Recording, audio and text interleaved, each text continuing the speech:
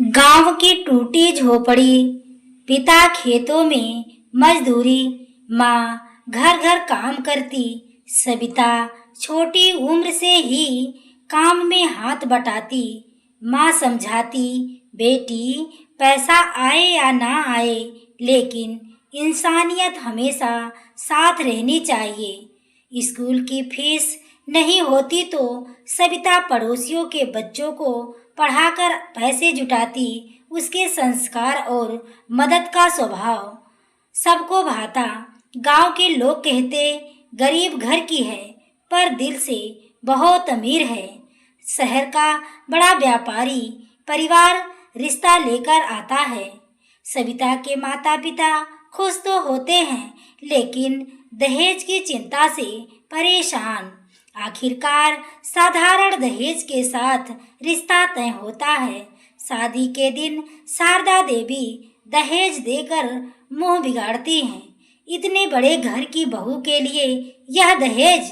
खैर, अब देखेंगे इसे कैसे संभालते हैं। बहू का स्वागत होते ही वातावरण भारी हो जाता है। सविता नए घर में घबराई हुई प्रवेश करती है।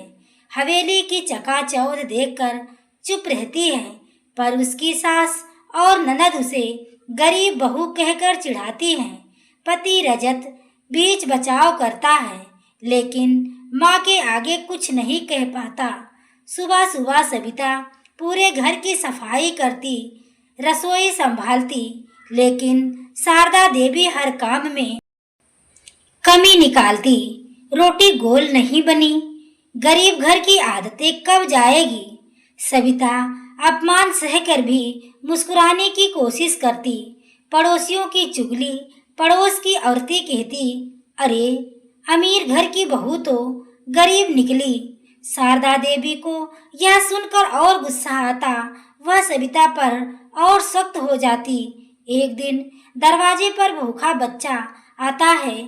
शारदा देवी उसे भगाती हैं। सविता चुपके से खाना देकर कहती है, बेटा भूख किसी अमीर गरीब की नहीं देखती। बच्चा आशीर्वाद देता है। सविता जब भी किसी की मदद करती, शारदा देवी उसे डांट देती। और अमीर लोग ऐसे गरीबों को दान नहीं देते, ये हमारी इज्जत घटाते हैं।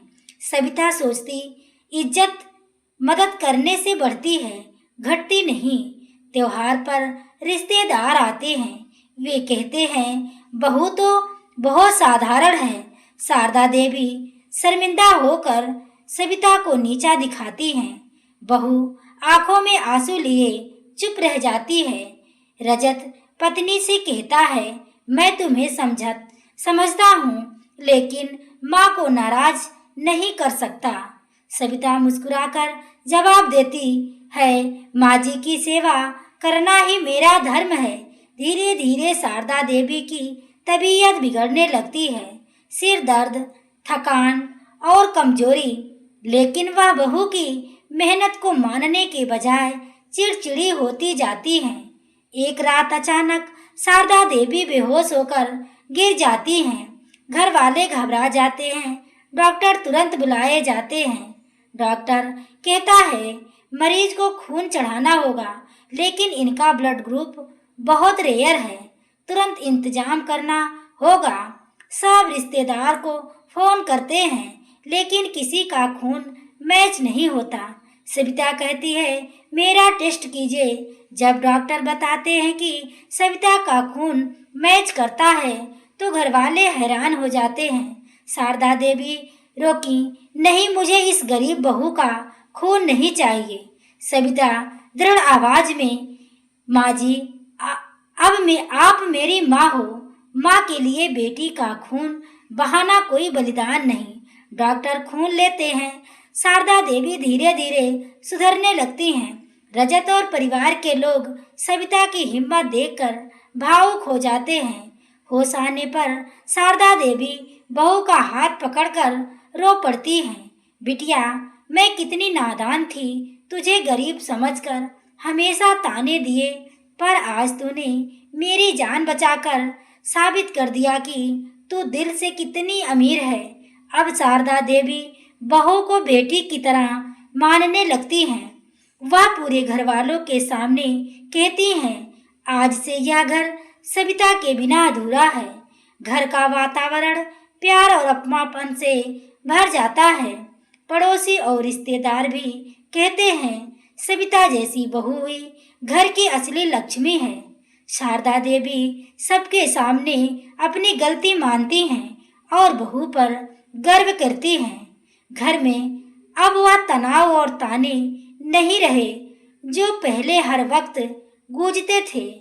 हवेली के आंगन में सुबह की पहली किरण पड़ते ही बहू और सास साथ बैठकर तुलसी को पानी देती। शारदा देवी जो कभी बहू को देखकर मुंह फेर लेती थी, अब अपने हाथों से उसके लिए नाश्ता परोसती। वह कहती, सविता, आज से तू सिर्फ मेरी बहू नहीं, मेरी बेटी है। अब तुझे कभी अकेला महसूस नहीं होने दूंगी। सविता भावुक होकर उनके पैर छू लेती है।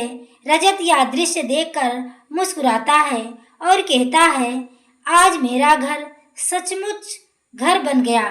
ननद जो पहले बहू से ईर्ष्या करती थी, अब कहती है, भाभी मुझे माफ कर दो, मैंने भी आपका साथ नहीं दिया।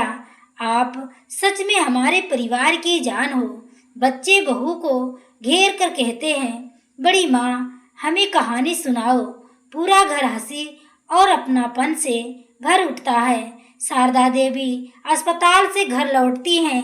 पूरे मोहल्ले के लोग हाल चाल पूछने आते हैं। सविता सबको चाय नाश्ता कराती है। एक पड़ोसी कहता है, बड़ी बहू आपने तो कमाल कर दिया। अमीर लोग तो अक्सर गरीबों को नीचा दिखाते हैं, लेकिन आपने अपनी सास की जान बचाकर इंसानियत का नया उदाहरण पेश किया।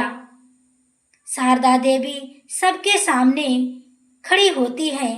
उनकी आंखों में आंसू और आवाज कांपती है। आज तक मैंने इस बहू को ताने दिए, इसे छोटा समझा, लेकिन असली अमीर तो यही है। मैंने बहुत पैसे कमाए पर इंसानियत कमाना भूल गई। मुझे मेरी बहू ने आज इंसानियत का असली मतलब सिखाया है। सविता झुककर उनके पैर छूती है। शारदा देवी उसे गले लगा लेती हैं। इंसानियत ही सबसे बड़ी दौलत है।